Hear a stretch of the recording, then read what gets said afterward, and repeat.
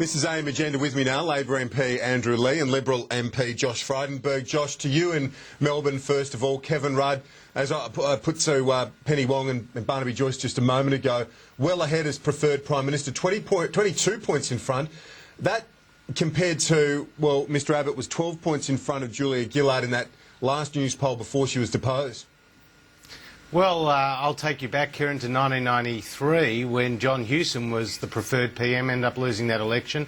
And then again to 1996 where Paul Keating was the preferred PM to John Howard, and John Howard convincingly won the 96 election. So I don't think that's an indicator of the result. But we always knew that Kevin would have a bit of a honeymoon, the polls would tighten, and this will be a very close race. But it's still the old Kevin. It's still the guy who delivered us the 45,000 unauthorised boat arrivals, the guy who was the responsible for the carbon tax that we now have, the guy who was responsible for borrowing $100 million a day. That's his record, and he keeps going on about the entrails of the Labor Party. The people aren't interested in the entrails of the Labor Party. The people are interested in what's his plan for Australia. And the problem with Kevin is he talks more about himself than he does about the Australian people. This was Tony Abbott asked about Kevin Rudd's popularity since returning to the Prime Ministership, albeit before today's news poll. This was Mr Abbott on the ABC last night. Well, let's look at the people who know him well. The people who know him well are his own colleagues. The first time he was Prime Minister, he was sacked by his own party. And then when he came back again, 7 cabinet ministers refused to serve with him. Now, look, I accept that by some measures, he looks very popular, but in the end, people will be judged by the people who know them.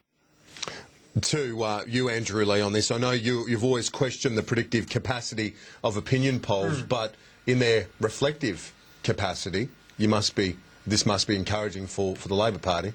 Kieran, I'd be a hypocrite if I said that I don't believe polls when they're going down. I do believe them when they're going up. But I think Josh raises a point there which is important. He talks about the 1993 election. And I think Mr Abbott's real problem is that when he was Press Secretary to John Hewson in 1993, he took away one big lesson from that. And that's don't talk about policy.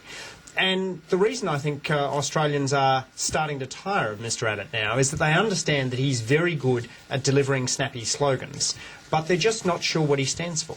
Doesn't have a health policy, doesn't have an education policy, has a huge costings gap because he's made these promises to give tax cuts to big miners and big polluters. And, you know, what little policy we have is taking money away from kids on their first day at school, raising superannuation taxes on low-income workers. I think Australians are looking for a positive plan from Mr Abbott. Now, you know, I disagree with John Hewson on many things, but he delivered a positive plan in 1993, and Mr Abbott shouldn't be so averse to coming clean with the Australian people on what he would do. It was certainly a very extensive plan from John Hewson in 93. Kevin Rudd's tried to end the perception of the Labor leadership being a revolving door. This was part of his news conference late yesterday. Power will never again rest in the hands of a factional few. If you go to an election, the Labor Party has a duly elected leader, and you look down the barrel of the camera to the Australian people and say, vote for the party and vote for the government that I lead, that is the person that is returned to them as Prime Minister for the duration of that term. Josh Frydenberg, if these reforms get up as they're expected to, this would see the Labor leader arguably more secure than the Liberal leader is. Look, this is just a defensive move against Bill Shorten. You know, we know what a premium Bill puts on loyalty, and we know that he wants to be the leader of the Labor Party. So that's what Kevin Rudd's doing here. But again, he's not talking about the country. He's not talking about his policies to improve Australian standard of living, to put in place 21st century infrastructure, new roads and new bridges and so forth. He's not talking about how to stop the boats. We want him to come up with a plan for Australia and to be held to account for his record when he was in government. I mean, take the pink bat scandal that, you know, came back to the fore last week. He still hasn't released all those letters of warnings that he received from his own ministers, including Peter Garrett. And, you know, that's what's at stake here. We've got a Prime Minister who was purely incompetent when he was running the country. And we've got more than 7 cabinet ministers who've decided they can't serve under him, and they gave him free character assessments. That's what's at issue here. And no matter how many babies he kisses, no matter how many pictures he poses for, he's still got that record which the Australian people remember. Josh points to something, Andrew Leigh, which I think is a significant point, and that is the navel gazing. It's important that Labor moves on from all of this now, isn't it? That he's done this early in the piece and his second stint as Prime Minister, but you've really got to move on and start talking about things that affect people, that affect voters. Kieran, I think you can walk and chew gum, to you coin a phrase.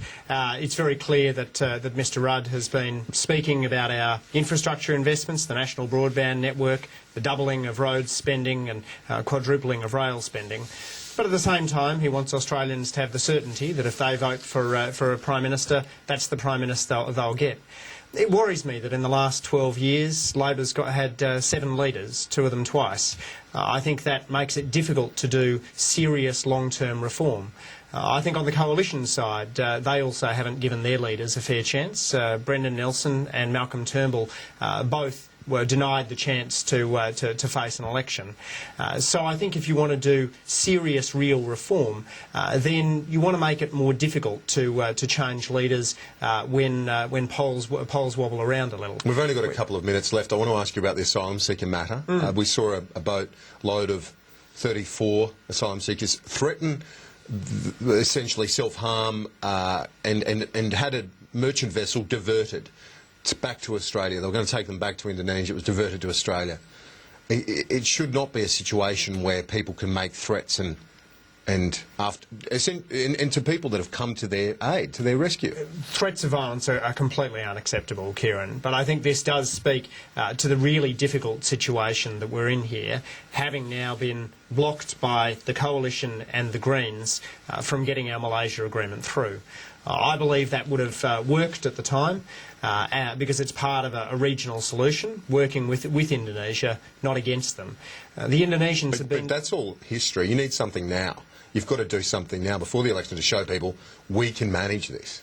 Absolutely, and I think getting a solution with the region is important. Certainly, the Prime Minister going to Indonesia was part of building that conversation. After the Vietnam War, the countries in the region got together to process asylum seekers in a collaborative way. I think that made a lot of sense. I'd like to see that happen again. I'd like to see the Coalition get on board. Josh Frydenberg, well, Scott Morrison revived the talk of Tampa yesterday and sending the military in. Do you support that? And what about the Indonesian warnings again from President Yudhoyono last week that they don't want to see unilateral action in this region?